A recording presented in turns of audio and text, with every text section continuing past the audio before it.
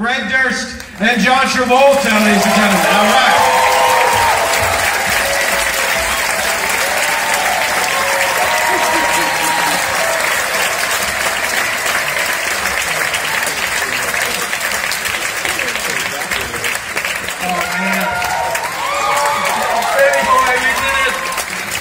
Circle for us. John Travolta, everybody, let's hear it. That's all I can say.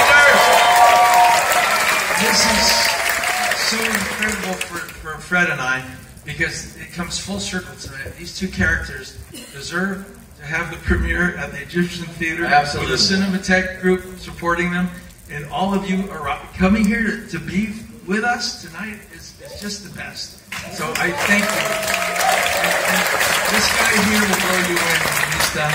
And you know, they say it can't be done in Hollywood. You get a few dollars together and you get creative minds, and it happens, right? All I can say is John Travolta is Moose, and you're not going to believe what you're about to see. And without John, this wouldn't have been able to happen. And without David Beckerman, and I just want to say that it's an honor to be here, and I'm just shaking in my panties right now because I'm with John Travolta. So I hope you enjoy the movie, and it's really fun, and John Travolta is a superstar.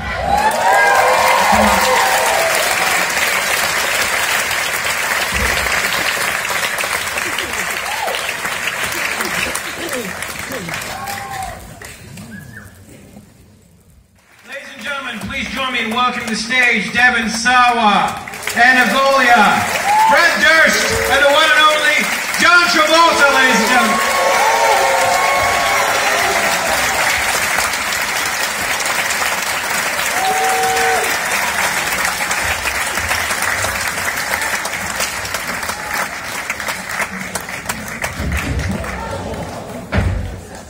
That old gang. Every time. I did that last night. It was more believable. I think we got to start this with one word: moose. John Travolta, ladies and gentlemen. Devon Sawa, Anna Golja. So, Fred and John, Fred, where did the inspiration for Moose come from? And John, how did you embody Moose? The hair, the voice, the breathing, everything. How did you find the guy we know, Moose? Well, it all started with Fred and his idea. And years ago, Fred and I met. And I knew that Fred's first love was film and movies. And Fred's a terrific actor as well. So we had deep conversations about the possibilities. But it took 10 or 15 years before we really got together with this. But Fred came up with this idea, the script, this character, and submitted it to me. And Fred, you could tell more of the details of how it evolved. And then I'll take over. John Travolta, ladies and gentlemen. I mean, it's hard to believe that we're here. This is pretty epic, and this theater is epic, and I'm just so grateful. I kind of don't know what to say.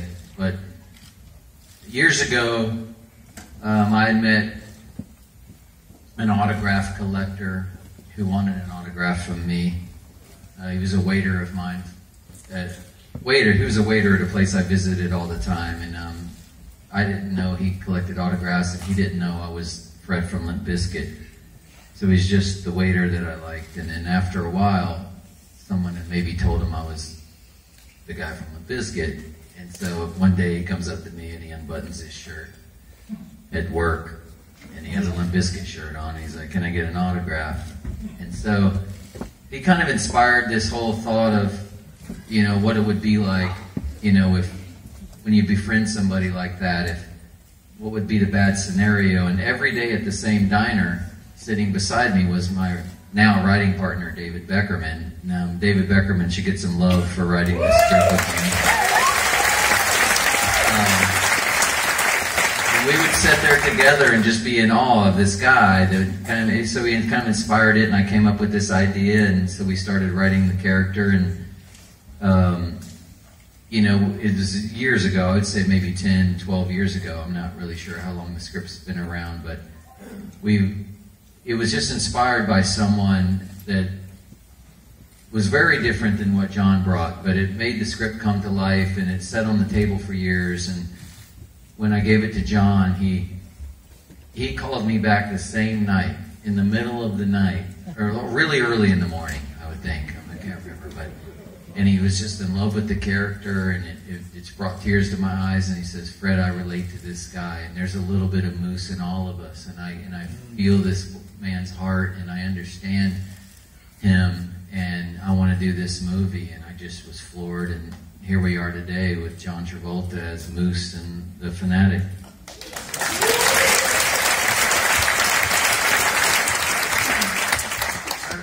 Everything he says is true, and I was deeply affected by the character and the story.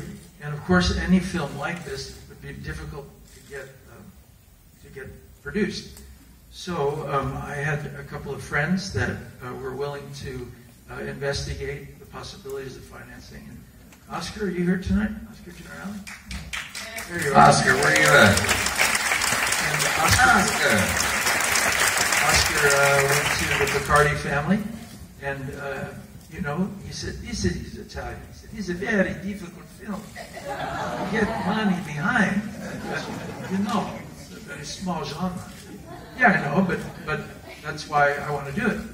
And so he did it, and he got the money, a small budget that we had to suffer through, but we guerrillaed it. We guerrillaed it because, most people read this material and they're just like, oh my God.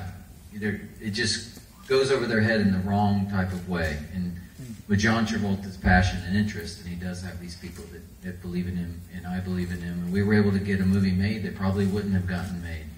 And it's pretty magical in Hollywood when those types of things happen.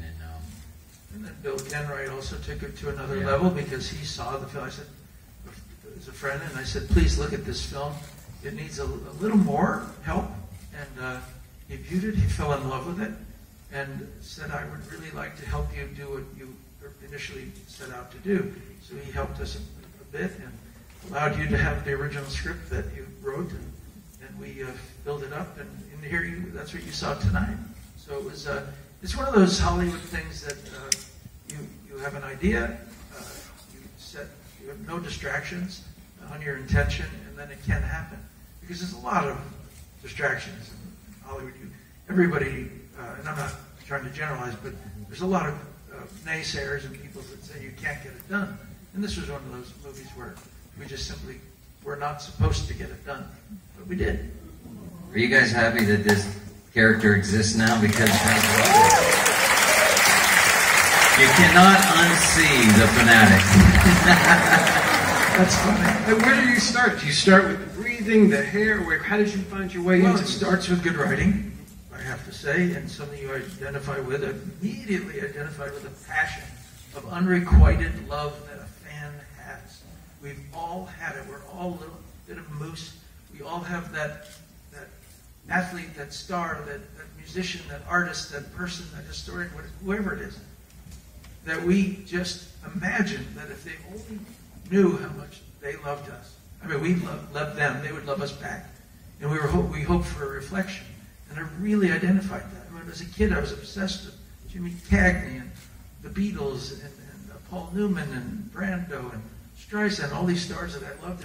And in my fantasies, they loved me too. So I could immediately identify with it. Now, how do you make a character like that do the things he gets away with on screen and ultimately doesn't get away with? Is that you have to put him on a spectrum of some sort to justify the drama, the thrill, and the horror. So then you build from there a character. And it starts with discussions of wardrobe and hair and look. And Fred was very funny with how he invited me to consider things like, would you consider a mullet? And I looked at 150 mullets, and I finally found one, superimposed on my head, put some glasses on it, and I said, how about this, Fred? He said, I love it, let's do it. And then I think the real Moose in Fred's mind had the white shirt and the shorts and that whole look. But in putting him on the spectrum to some degree, you have to decide how he's going to walk, how he's going to talk, what tics are acceptable, and some were written in and some were invented. The walk is very specific, walking on the toes. Well, that's the fun of building a character. I mean, that's what we're all here for. Actors that love to act, love to build characters. And that's really the joy of creating. The acting in the whole film is incredible, and Freddie did a great job bringing everyone in. Could you talk a little bit about Devon and Anya and bringing them into the fold? Because Devon, you were on the other side of the fence. You were Stan in the... Yeah, I'm actually campaigning to get Stan changed to Moose. Officially, we can now Moose people. There's a little irony in that with the Stan situation, the Eminem video. So if you don't know, he played Stan, which is now part of the zeitgeist in the Eminem video. So, Yeah. Can you talk a little about working together? I can tell you one thing. We were really having trouble with who would be Hunter Dunbar. And we both, for months, tried to spitball in our imagination. And finally I said, there's only one guy I know that really can play this to the fullest. And that was Devon. And I said, just take a look at this guy. He looks like Steve McQueen. He's got the body, he's got star quality, and he'll kill this. He's a great actor. So Fred, agreed? That's for sure. Devon is definitely an incredible actor. He's very serious about his craft, and you know, we kept talking about different people and running different things in our mind, because originally the Hunter Dunbar character was written for someone else than Bill Paxton. That's why the film is dedicated to Bill Paxton. And he was a close friend of mine, and James Paxton is also in the movie Bill's son. So happy that James is part of this. He's awesome. He's a mean, terrible bully. But when it came to that, you know, we had to really figure out someone who could step up the game. And when John mentioned Devon, I was like, oh my God, that's an interesting idea. So, you know, unfortunately for Devon, he had to put himself on tape because we were in different places. I was in Birmingham and he was in Los Angeles, and so he put himself on tape. I put the whole damn movie on tape. I went down and I must have, I mean, I had a little longer than you did, but I must have, it was like a 12-minute tape of every single scene plus more than the thing, because I had seen a picture of Moose, and I saw the picture, I read the script, and I had to get it, so I went down there and I did the whole bed thing. It's all on tape so far. Yeah, he literally had everything figured out. Now tell him the story of after I spent a couple of days working on this, made the tape, sent it to him. He sits on it for a few days, and then I get this call. Okay, I get this call from Fred, and he says to me something like this. It was about 5 to 10 minutes of just going on. Yeah, I'm just like, you know, I know I wanted him. I wanted him very badly. As soon as I saw him. I'm very sensitive. I'm a very sensitive guy. Very sensitive guy. Yeah. So he's had this audition. As soon as I saw it, 10 seconds in, I'm like, oh my God. I mean, he knows every line. He's off page. He's super serious about his craft. And I go, this is Hunter Dunbar. I told John. I told David Beckerman. And I call up Devon. I go, I want to call him myself. And I say, I'm going to call up and troll him a little bit. So I call him up and I string him on going, you know what, the auditions were really cool and I really wish you the best and you're an amazing actor. For 10 minutes he pretended like I wasn't getting this part. I was so close to like just... He was about to hang up on me, and then I go, and so I would love for you to do this. I don't listen to Limp Bizkit. Click. Yeah, man, this is real. And so I just let's figure out how long I could carry it out without him getting pissed off at me. It was a love fest. I mean, he really made it real. And, out in the world, being a kid from a farm in North Carolina and having Limp Bizkit somehow put me out here in Hollywood, I've met a lot of people who have had impact on me. A lot of movie stars and musicians and people I've idolized and love their work as artists. And I've met a lot of celebrities that are good people, but bad celebrities.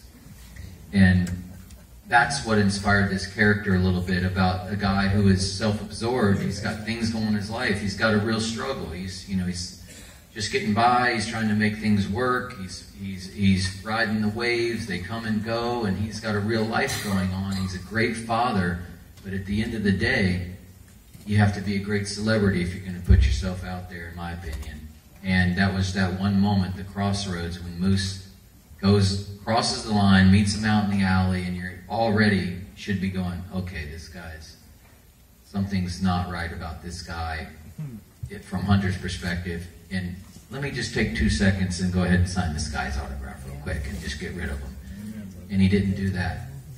And to me, that's a poor choice from a celebrity who's going to put himself out in public like that. You know, there's ways to avoid people approaching you. Maybe not all the time, but, you know, and it was like, okay, well, that's an interesting situation for the celebrity. And so it's going to take a very unique actor who has redeeming qualities, who's a good person, who you believe in, you like all the way through. And he's the victim. But at the end of the day, we're all rooting for Moose, this guy who's done these crazy things, and we don't want anything happen to him, and that's what made the story interesting for me. In every other thriller, you're the protagonist and you're the antagonist. And it's such an interesting switch in this. What was some of the work that was done while shooting to make sure that you stayed? Can I just answer that one? It was very easy. This work because John stayed in character the whole time. He would show up to set as Moose. So those days that we were doing those scenes on the bed, it never stopped. It went on for a good, 8-9 hours of he just stayed in that, and I stayed tied to the bed, and whenever I looked at him, he was looking at me like Moose, and I was petrified, and we just kept moving the camera around the room, and it just kept going, and we did that for a few days, and that's why it just stayed the way it did, you know. And it was amazing. I love that you did that. I love that I got to work with John Travolta in that way. It's like, check, you know what I mean? So you were the one that I wanted. You're the one that I want. You're the one that I want. Anna, you were put on tape as well, anything he was mentioning? Yeah, so, I mean, you can tell the story. I don't want to tell the story. So, Anna, by the way, was amazing in this movie and phenomenal. And, you know, from her work, and, you know, since she's 8 years old, working as an actor and Degrassi and these incredible things she's done, you know, the thing was we didn't have someone for Leah, and we kept getting lots of very interesting people thrown at us, and it just wasn't right, and I don't believe in settling, you know. So at the last moment, very last moment, Anna gets recommended, and she looks very interesting, and I go, well, this could be right, I don't know, let me meet her. So we do a Skype call, and I really like the vibe. And at this point, I had no idea what I was getting into. And I could tell by his tone that he wasn't 100% convinced. Also, bear in mind, like, I was doing some promo for my album that I had released, so I was like, looking like I am now, like full face on, not looking like Leah at all. And so I kind of sensed that he was like, I don't know, maybe you're talented, but I don't know. So I knew she was talented. she wasn't looking. Leah. She was looking very beautiful as she is right now. And but anyway, we had a really good vibe, and I could tell she was serious. And I go, well, listen, I have to make a decision by tomorrow on this. I didn't really, but I needed to like move. So it means get on tape. And so she literally, this is no lie, and not even hyped up. She went and changed her clothes, doled it down, and literally did 2 or 3 pages of material off page on an audition for me and sent it to me, and I was blown away, and I sent it immediately to John. I said, first thing I said, John, what do you think about this? And he said, I really like it. And I said, I do too. This is our Anna. This is our Leah. Yeah, it's a trifecta. If these 3 relationships don't work, the film doesn't work. So plus you have 2 Canadians now. Heyo. So, you know what I'm saying? But you know, there was an inspiration for Leah. To me, it was always about someone who, you know, this person was from Chatsworth or something, and they might not have had the greatest experience. So Chatsworth, you know, deep, you know. But you know, and I kind of said it's a female Judd Nelson, you know, from The Breakfast Club, you know, something like that. She kind of doesn't. She cover up her body. She's not really all about that. She's just, let's get it done. This is what I'm doing. I'm taking pictures. I'm selling them to Getty Images or whatever I'm doing. And she's no frills. And it'd have to be someone believable that would have a relationship with someone like Moose. And she immediately took to the part and the wardrobe. I just really love Leah's character in this movie, and I believe it. I believe that her and Moose, I never questioned their relationship once. I believe it's authentic, you know, in the film, and that's very important. It could have been different with someone else. It's a really beautiful, like, brother-sister relationship, almost.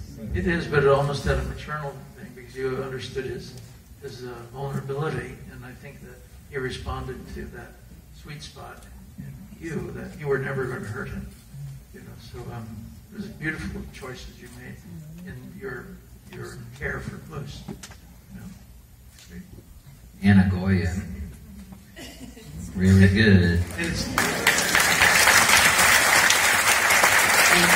it's so important because you're the person in the audience when I'm watching that I can relate to. Because you have been friends with Moose. I couldn't exactly relate to everyone perfectly. I think you're a great window into everyone's. If a Blu-ray comes out, I would like 3 hours of the British Bobby to be on that. But even better. Yes, there's footage that we shot in that day when John stayed as Moose that it would blow people's mind. I guess we couldn't use it because of copyright or whatever, but we have him doing Pennywise the Clown. We have him rapping LL Cool J. We have, I mean, it was. Seriously, goosebumps just thinking of those days and how phenomenal some of the stuff that you he was out of your bringing hat. out things. John or Moose would go, "Are we ready? Is everything set?" And they're like, "Yeah." And he goes, "Okay, watch this." And then LL Cool J. Well, I'm alone in my room. Sometimes I'll stare at the wall, and in the back of my mind, a conscience skull telling me I need a girl who's the sweetest of love. For the first time in my life, I see I need love. There I was, giggling about they were in talks, I ain't saying no names. Anyway, it went on and on. LL Cool J. We got to reach out to Todd and ask him what took so long to approve that. But he did that as Moose, like in that Moose character, and it was. When I'm alone in my room, sometimes I stare at the wall. That's how it. But you know, he was doing Misery, scenes from Misery. It's pretty incredible. There's one moment that I know that would be great in the outtakes, and John, when he gets his eye stabbed out by Hunter Dunbar, you know, his eye explodes. Mike Marino, an incredible talented human being. He's doing all the effects for John, and he has an assistant with him who's pumping the blood at the right time. And so this guy who was with him got so carried away by John's performance that he's pumping the blood, and he's not looking, and then Moose is choking to death on the blood, and it doesn't stop the whole time. Finally, I thought, will he ever stop? And I thought, nobody bleeds this much. And I'm choking and gagging on this thing, and I said, why? Why did you do that? And he said, because it just looks so good coming out of your eye. I didn't know whether to stop. I was just standing over with a knife and you're just gargling. Yeah, it was an epic. It's kind of weird. As someone who works right on the boulevard here, it's so real. It really captured the life that happens out there, as well as the Hollywood Book and Poster Company used to be 2 blocks away and everything like that. Was that all in the script with Beckerman and you guys? Yeah, that's all in the script. And my good friend, who's an incredible actor, Josh Richmond, he played the store owner, Aaron. He was also in River's Edge. Yeah. But that was the first day of shooting, by the way. And John and Josh had met that day on the set, and it was magical. And but it's very authentic. Josh is, he's been in Hollywood forever, and it needed that authenticity. It needed someone that understands that there's people stealing stuff on eBay. And you know what? He knows Moose. He's different than Hunter. Anna and Aaron, the store owner, they're people that realize Moose is a little different. And they changed and modified to deal with him differently. That's what Hunter didn't do. And that's why Moose is safe with them, and he can come in with his antics and being Moose, and they all kind of cradle and nurture him in the right ways. And Josh did a really good job playing Aaron and doing that. And I felt that that bookstore is very believable in the whole situation. And, you know, it also blows my mind that this movie was made in Birmingham, Alabama, and it looks like Hollywood. I mean, it's pretty cool. What a great crew over there, too. What a phenomenal Birmingham, Alabama crew. I think everybody, you know, Fred would improvise with me prior to each scene. It helped me so much to get into the zone of and encourage me, and all the departments would improvise with me. But the first day, the first scene of the movie is my coming in with a red T-shirt into the shop, and I thought, I'm just going to tell him I have to poo, and that I can't stay too long. That was not scripted. Not scripted. But everybody at that moment said, "Oh, we're doing that kind of movie." We knew because you allowed it. It was great, Fred. You know, half of the 90% of movie making is casting. And once you have the right cast, you let them go. And all the greats over the years, whether it was, you know, De Palma or Robert Altman or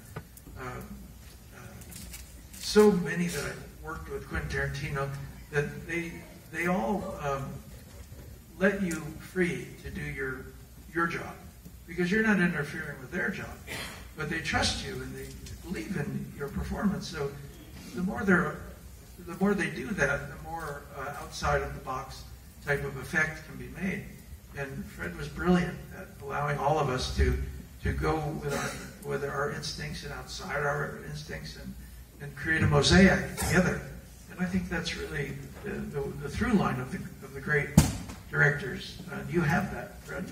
You have that ability. And I also will say, I have to say it. I said it yesterday, but I want to say it again. But the environment that he created on set for all of us, for the cast, for the crew, was unparalleled. Like, he just makes you feel so comfortable and really inspires you and encourages you and is like he's a cheerleader on set. He'd be rapping, he'd be singing, he'd be dancing, and it would just lift everybody's spirits, and you felt free and comfortable to do what you do and be in the zone. So, yeah, you're awesome. What's hard work, you know, my responsibility as a director is to make sure, in my opinion, that everyone's inspired and everyone's empowered to be the best at what they can be. And we never felt that we made a wrong choice or a bad choice. That wasn't part. It was never wrong or bad. It was just different.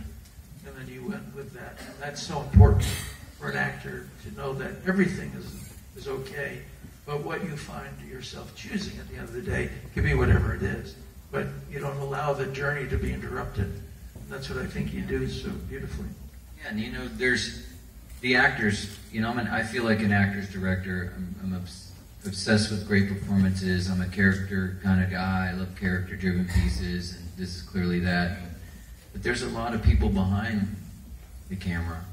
They're working so hard, and they're really, really, really just getting by, and they're out there. And a lot of times they might be invested or not invested into the film. They're just doing their job, an electrician, a thing.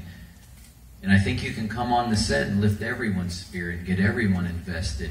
Boy, did you do that. And that was, I feel like, my specialty, because I do it on the tour with Limp Bizkit and my crew and different people. But once you elevate them and let them feel good and feel like they're here for a purpose and it's worthy of their good vibes, they're invested, and then they see John Travolta and Devon and Anna, and they see them killing it and having a good time. And they all... Contagious. It's contagious, and it starts to, you know, just be a very pleasant experience, because it's really rough. We shot this movie in 17 days. Yeah.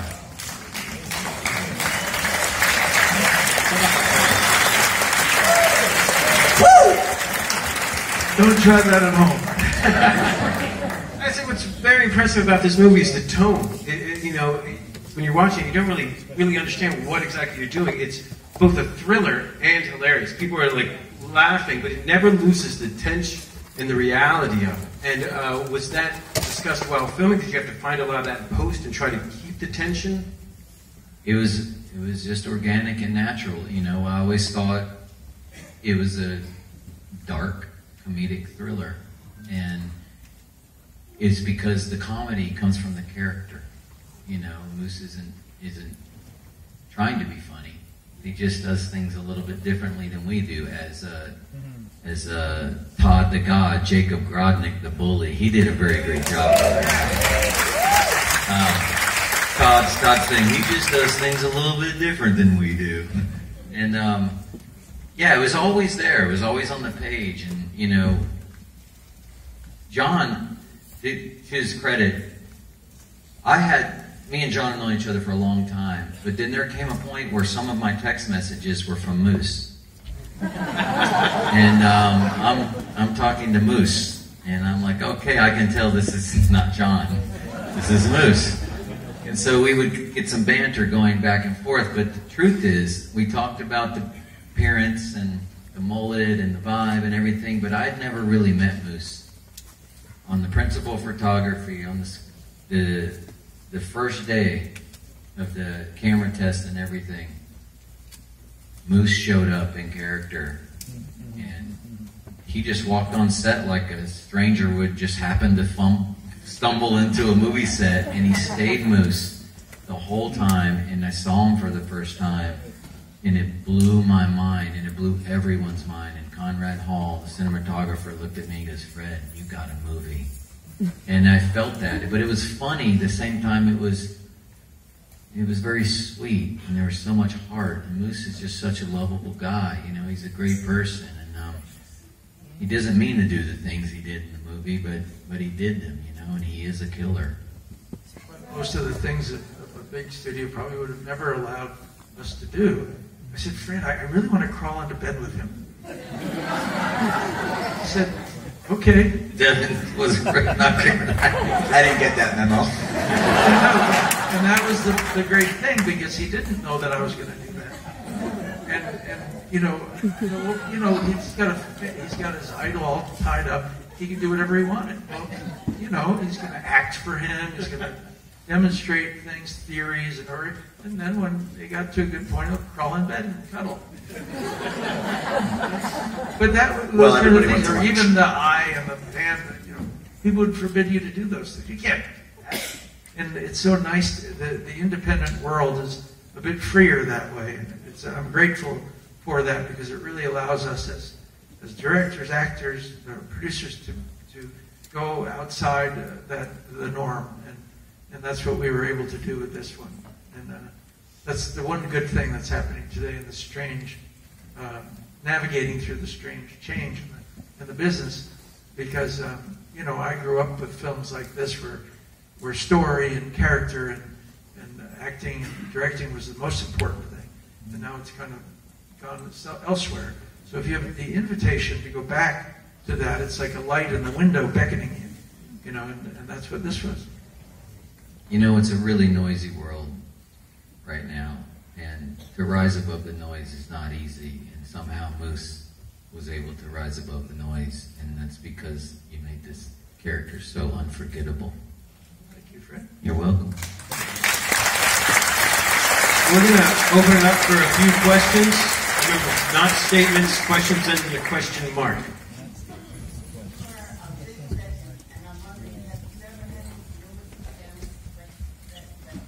I had 3 fans. You repeat the question. He's wondering if he ever had to deal with fans like Moose. The 3 situations. One glorious one, where a young woman 40 years ago changed her name to Sharon Travolta, put a tattoo on it, and I was eternally flattered. And she still around and in England and loving me up and watching my films every birthday and wonderful things. That was the good news. The girl that hid in my closet years ago when I came home, that kind of scared me. But it was like one of those you know, and it was well intended, meaning she had no real intention, but it all worked out. I was fine with it.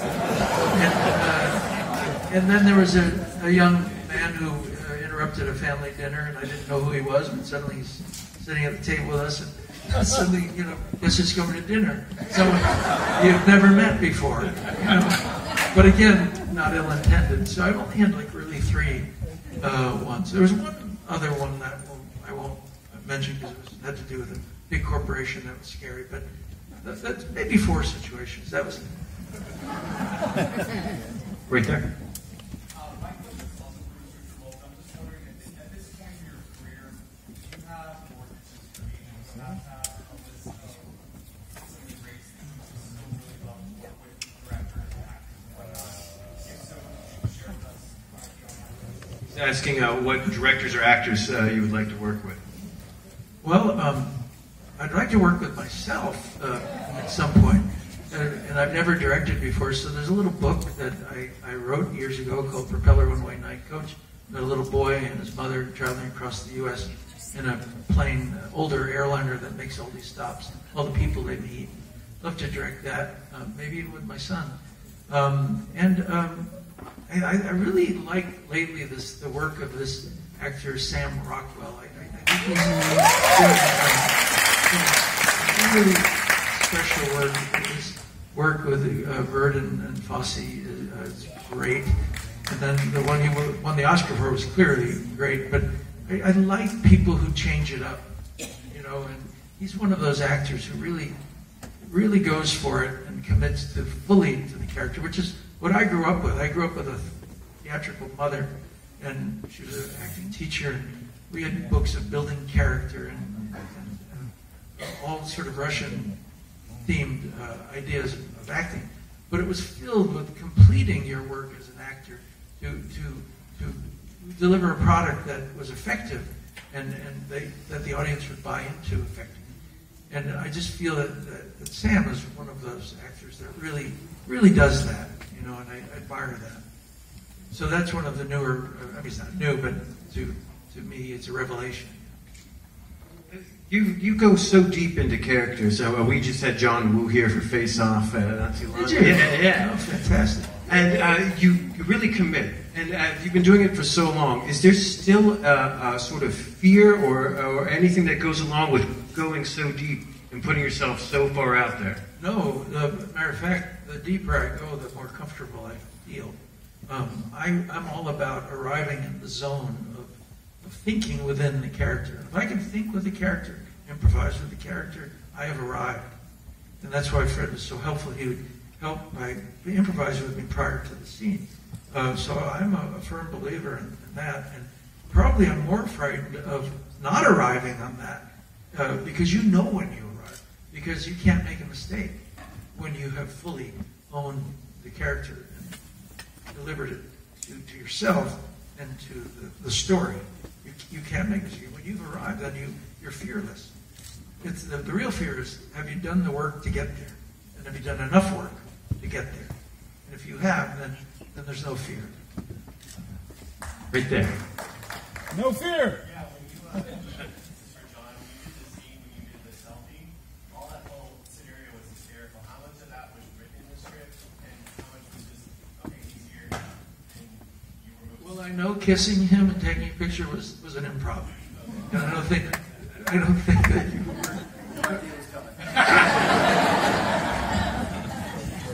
Eyes closed the whole time. All of a sudden, I felt wetness. I thought that'll be funny. Right over there. And I didn't also feel the ear. I didn't feel the ear. The ear when you were tugging on my ear as well. I was like, wait, what? Well, he's got to do that, you know. Yeah. You know that was funny. And the tasting of blood, Yeah. and the making. Well, anyway, all those takes and idiosyncratic things were half in the script, half improvised, because the script gives you license to expand on an idea. So, you know, it was very easy to expand with Devon. It was tempting. So if this was shot in 17 days, you were tied to that bed all day long, right? Yeah, I was strapped down. For sure. It was fun. There was, I wish they'd seen something like, there was the one Pennywise scene where all of a sudden, I didn't know it was coming, and all of a sudden he's on top of me, he's in my face, and he's doing the Pennywise lines, and then... Why didn't you keep that? Yeah, why didn't you keep that? It was really scary and funny. Well, you know, there's things called the Bond Company. And they're all worried. They're so scared and worried that, oh, the people from It are going to do this, the people from Misery are going to do this, the Ella. It's just, I don't know. Maybe we should put him in the outtakes, because he did jump up. He fully jumped up on top of, like face down on Hunter. He goes, I'm Pennywise. Like that. And like I said earlier, it was scripted, but not the Pennywise bit, not the Misery bit. John was Moose, and he had ideas, and he wanted to impress his favorite actor in the movies that he loved, in the movies that meant something to him.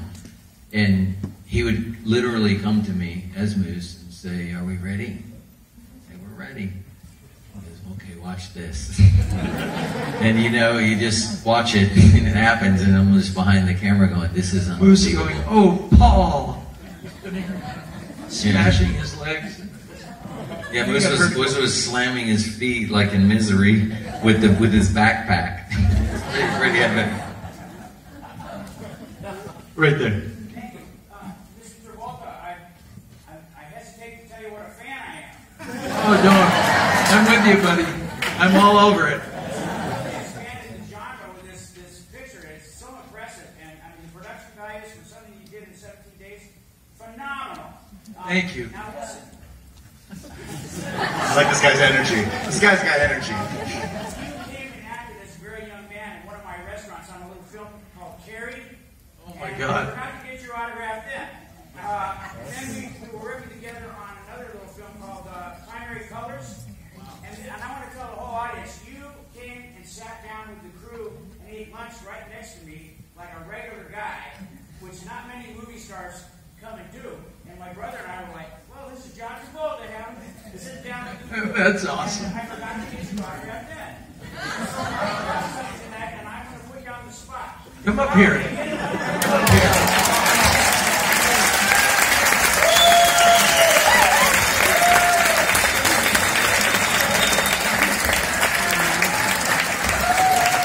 Take it easy, Moose.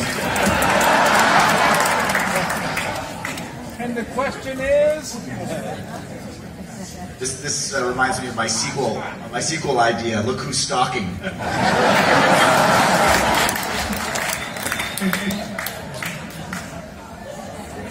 Moose on the loose.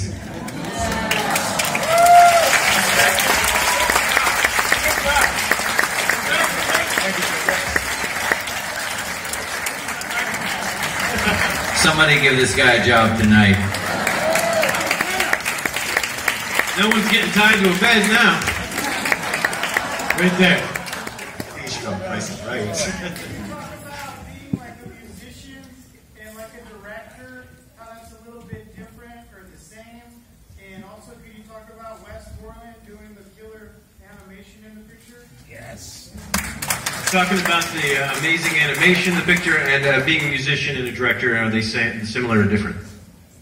Well, yeah. Wes Borland, the guitar player for Limp Bizkit, did the animations that you saw. Yeah, very, very cool. And Wes knew nothing about the script of the movie, so I just told him the scenarios, and he just came up with these ideas. So he drew them on an iPad, and there's a particular app that records you as you draw. So those are just actually played back versions of the drawings. They weren't true animated in a different way.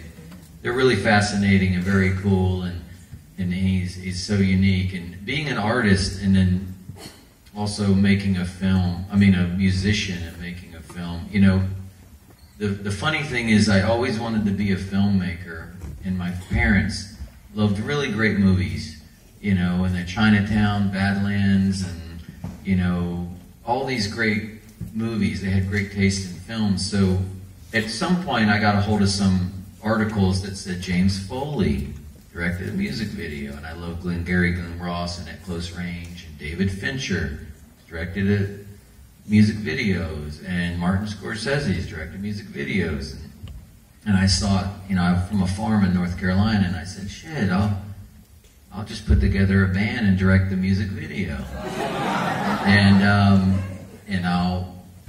I'll make it. So I started to go through versions of the band, different versions, and on a couple versions later of the band, I ended up meeting Sam Rivers, my bass player, and saying, hey, I got this idea for this band. And luckily he was very young and very talented. He goes, okay, cool, let's do it.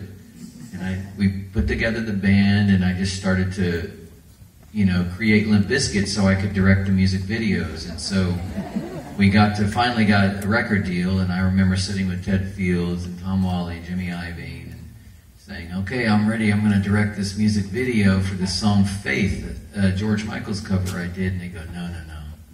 Peter Berg is going to direct your video. What? He's cool. He wasn't cool at the time. But I said, no way, we can't do that. I don't want to do that. I go, I'm a filmmaker. And they go, you're not a filmmaker, you're in Limp Bizkit. We signed Limp Bizkit. And I go, no, I did this to be a filmmaker. And so they said no. So Peter Berg ended up actually directing the Faith video, and I got so upset that I canned it. And it was for the movie Very Bad Things. And I ended up pretending that we quit, we're going back home, and screw the record label. And out of them being in fear, and me calling their bluff, which I was actually the one who was scared, they said, what do you want? And at the time, I was really naive, and I said, I want $15,000 to make my own video. So I actually took that money, and I met a guy at Swingers Cafe who said he had a camera, 16 millimeter camera. True. His name was Mark Racco. Said he worked for Guns N' Roses. And so, Josh Richmond would know if that's true. But I ended up directing the Faith video for Limp Bizkit, and we submitted to MTV, and it became #1 on TRL, and it just kind of launched from there. And then they said, Fred, your next single's the song Nookie. Do you want to direct the video? And I said, yeah. So I started directing all the music videos from that point, but I realized that, oh crap, Hollywood doesn't like that. They don't want a musician to be the filmmaker. You got to stay a musician. You can't do both. And so my first meeting was with Lawrence Bender. I'll never forget. He's a producer, produced Quentin Tarantino films, a Film Colony. And I sat with him, and I got a meeting only because I was Fred from Limp Bizkit. And I told him this whole idea, and I'm going to be a filmmaker, I'm going to do this. He goes, Fred, you're a really, really good storyteller, and you're going to be a great filmmaker, but you don't know shit about making movies. He goes, go be a rock star for a while and learn how to do it. Then I finally eventually met David Fincher a couple years later, and he took me under his wing and kind of, helped me feel it. Lawrence Bender didn't want me in Pulp Fiction, so... He didn't? Wow. Wow. He did after it was over.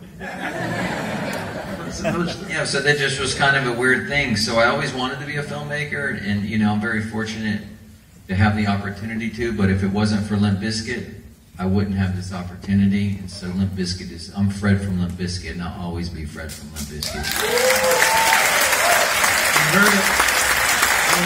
Time for just a couple more. Right there. Go to both. We'll use the left. One at a time. We'll go to the right then. I wanted to know from everybody on the panel, Anna, John, and Fred, I'm sure that, after 17 days, there's a lot of challenges. Which scenes were more challenging? What were the most challenging scenes in the film? Give me I know. some. That whole third act in the bedroom. I mean, this isn't a movie set that was built. This isn't a big house. There are no Spanish houses in Birmingham, Alabama. We got lucky and found one that kind of looked like a Hollywood Hillsy vibe. But we had to shoot in a really tiny bedroom and make it last for an entire act. And to me, that was the most difficult, in my opinion, that I couldn't believe how hard it was to move around in this small little room and make this work in this short amount of time, because everything's segregated and compartmentalized. So you only have a certain amount of days. You don't spend a lot of time in that bedroom. We did that bedroom all together, all in, was a total of 5 days. And so that was with the squibs and the blowing off the hands and the this and that, and it was very, very challenging, but we did it, and that was the most challenging to me. Moose was so happy to be in a movie. None of it was challenging to him. Except getting that band. You fooled Hunter Dunbar. That was the most, but getting in that house. And that maid getting in the way all the time. That was the most. Okay, do one more. You had a question, right? In the back.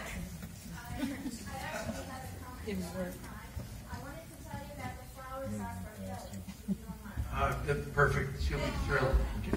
I thought I was a racehorse and you're giving it to me. Thank you. All right, who screamed in the back? I'm going to go to you. There, right there. Thank you for an incredible performance. I'm expecting to hear many nominations, not only for acting, directing, cinematography, graphics, etc. But as you leave tonight, Mr. Travolta, we are going to set up a table for you in the courtyard, and 500 of us are going to be waiting for your autograph. I love it. Well, on that note, you guys spent 17 days making a movie with characters and stories that will live on. Thank you guys very much. Thank